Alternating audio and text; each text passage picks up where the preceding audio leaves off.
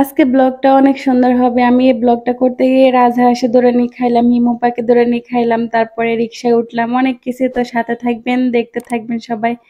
আসসালামু আলাইকুম, কেমন আছেন? আমি ফার্স্টে 2টা টিকিট কাটলাম। টিকিট কেটে ভিতরে ঢুকলাম, কারণ টিকিট ছাড়া তো এখানে ঢুকা এলাও না। তো যাই হোক, ঢুকতেছি, ভালো লাগতেছে। কি সুন্দর এখানে ভিতরে পরিবেশটা, অসাধারণ একটা পরিবেশ। এখানে যেমন মুক্তি করা পাখিগুলা, তেমনি এখানে ভিতরে সরাসরি অনেক বাস্তবে অনেক পশু পাখি আছে। তো আমি আপনাদের দেখাবো। দেখেন এখানে 2টা টিয়া পাখি, এগুলাতে এমনিতে। আর এখানে দেখেন সত্যি সত্যি 2টা হাঁস বসে আছে। তো দেখেন এখানে শুধু হাঁস না, মুরগি আছে, দেশি বিদেশি অনেক রকমের মুরগি আছে এখানে ভিতরে, ওরা পালতেছে। আর দেখেন তারপরে দেখাচ্ছি কি সুন্দর ওখানে 2টাই খরগোশের ছানা বসে আছে।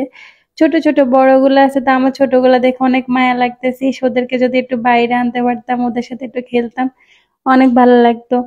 তারপরে দেখতে দেখতে আর একটু সামনে গেলাম। দেখেন এখানে কি সুন্দর 2টা ছোট ময়ূরের বাচ্চা। এগুলা দেখে তো আমার কাছে অনেক ভালো লাগতেছে। ওরা কেন এগুলারে জানি বন্দি করে রাখলো, বাইরে দিলে তোরা দৌড়াদৌড়ি করতো, খেলতো।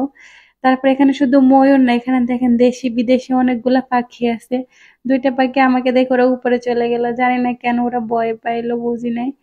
আমার মন চাচ্ছে ছোট বাচ্চাদের মতো ওদের দরজাটা খুলে ভিতরে ওদের সাথে খেলা করে।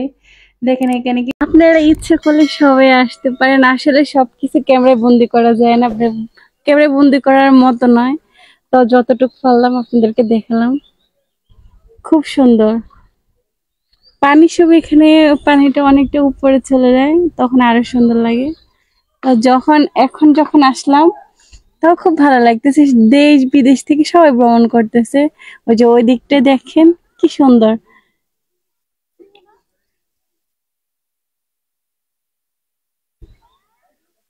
খুব সুন্দর।